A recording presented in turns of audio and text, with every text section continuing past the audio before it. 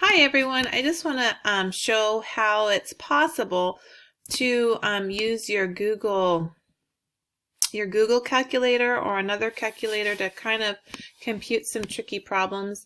And here's kind of a bunch of numbers that were plopped into a formula, and I often hear, well, where do I start and how do I know what to start with? So one of the suggestions is start with your powers first, okay?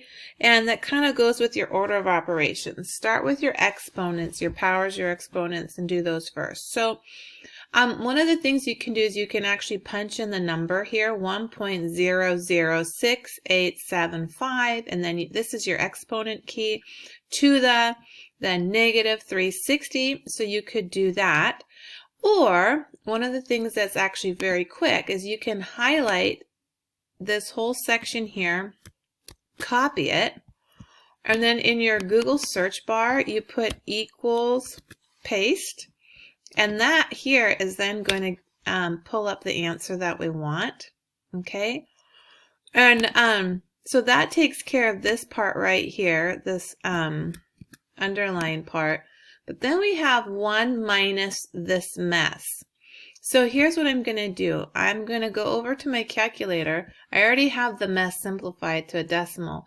So I'm going to say, all right, I now want 1 minus this answer. Okay, so I plug in answer. And when I do that, I now have 0.915.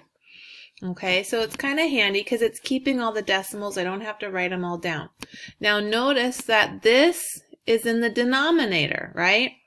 So one of the ways that you can do this quick, again, and not have to write a bunch of stuff down is you can say, all right, I want 1031.25 divided by this answer. Okay, so we just figured out that answer.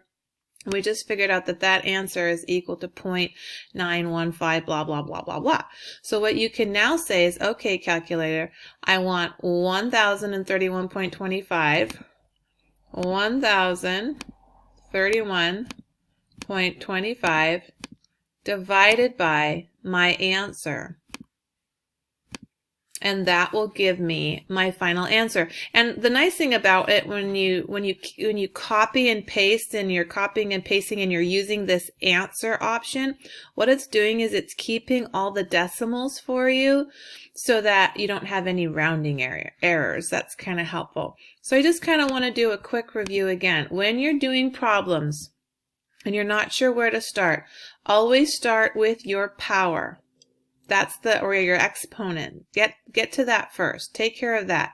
Then notice I have 1 minus my answer. So when I click it in the keyboard, it will be 1 minus my answer. And that will give me then the answer for the whole basement down here. Okay? And then I want 1031.25 divided by this new answer.